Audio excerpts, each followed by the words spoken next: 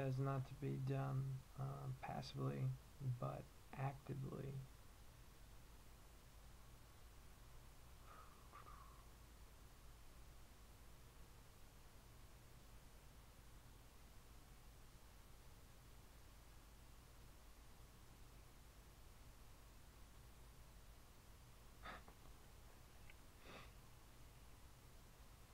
Let's go to Psalm 37,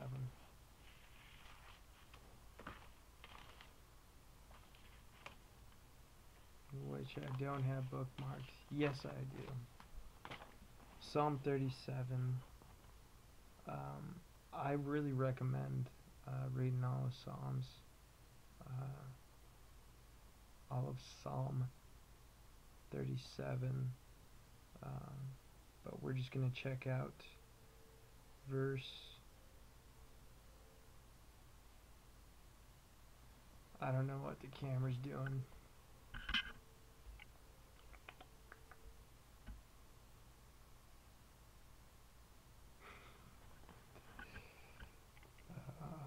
Technical difficulties ain't making this either easier. Psalm 37, verses 3 and 4.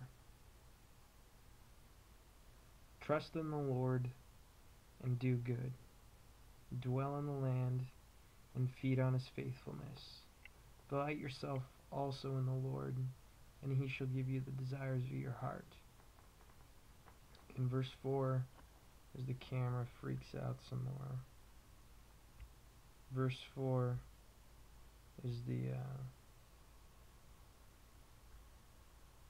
there we go. Verse 4 is the one that I want to focus on. Delight yourself also in the Lord, and he shall give you the desires of your heart.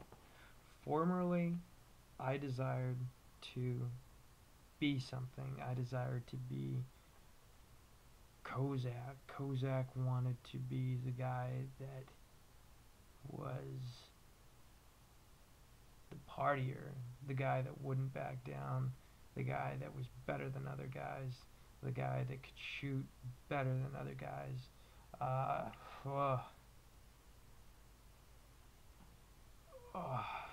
Old Kozak was retarded. New Kozak is not a whole lot better, but new Kozak, me, now, I'm starting to understand. Delight yourself also in the Lord, and he shall give you the desires of your heart. The change in your heart, the change in my heart, in a relationship with God is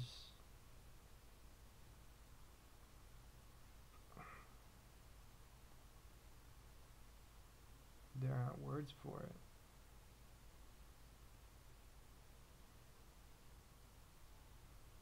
There's not. I still have dreams, and I still want to do things.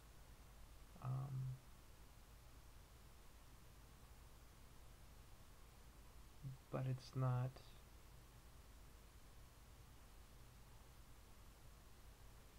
egocentric. It's not about me, and I'm finding that out.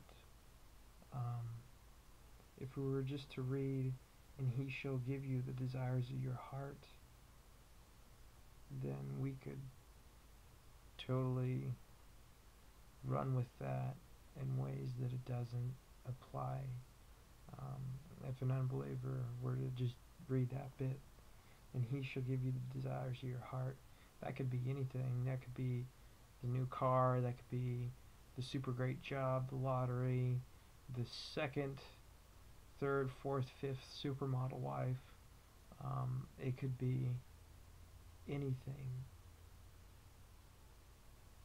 But you have to delight yourself in the Lord, and then he shall give you the desires of your heart. If your delight is in doing the things of God, then your heart isn't going to be set on having this and having that. Your heart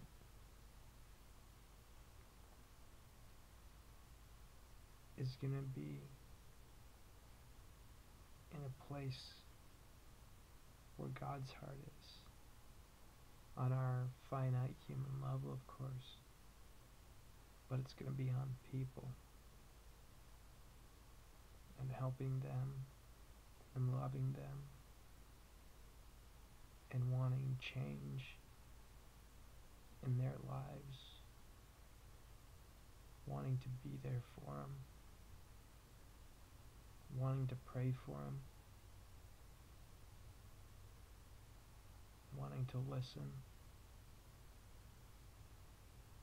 Delight yourself in the Lord, and He'll give you the desires of your heart. When the things of the world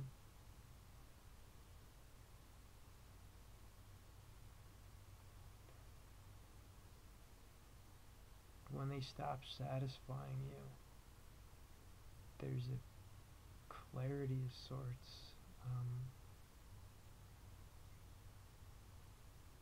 Yeah, I'm going to stick with that. There's a clarity. And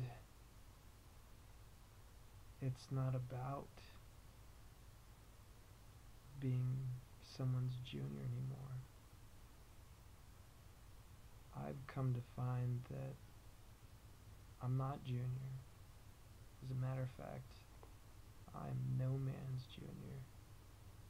I am not under any obligation to prove anything to anybody. I don't have to throw money around like an idiot, buying everybody's booze. You know what? I don't even need to party. At the stoplight, when I got another car right in front of me, or right beside me, and we're at the front of the pack, I don't have to gun it when the light turns green. I don't need to do or be any of those things, because I'm not going to have to give an account of everything I do to you or anybody. The measure of a man isn't what he has. The measure of a man isn't where he's been. The measure of a man isn't how much or how little beard's on his face. The measure of a man ultimately, in the end, is his relationship with God. And if you have one, then good. Then my heart right now is smiling. And if you don't have God, then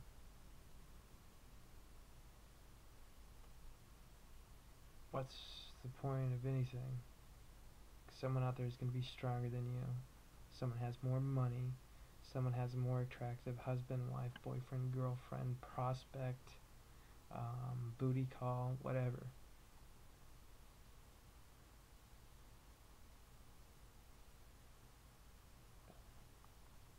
The measure of man is just whether he has God or not. And it's not something that you earn. It's something you just accept. So, if you have, I just ask you to get introspective on your life and question, why do I do this? Why do I do that? And just look for a reduction. Come to God and ask, what is it in my life that I do that glorifies you and what doesn't? and I am not condemning lifestyles, political views, the ownership of properties and whatnot.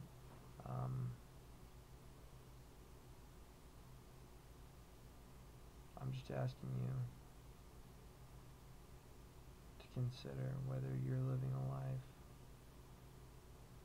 where the measure of man is men, or whether the measure of man, of yourself, is God. So, I hope that made sense. It got a lot less painful for me there at the end. And God bless you guys.